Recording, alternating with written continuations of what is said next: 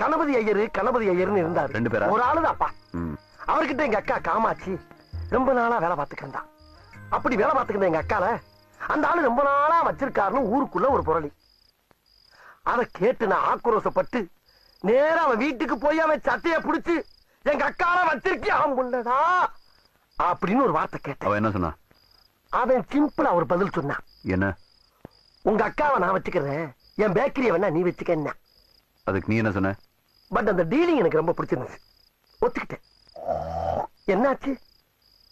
இல்ல நீ ஏன் இவ்வளவு கேவலமா இருக்கேன்னு சொல்ல வர்ற, ஒத்துக்கிறேன்.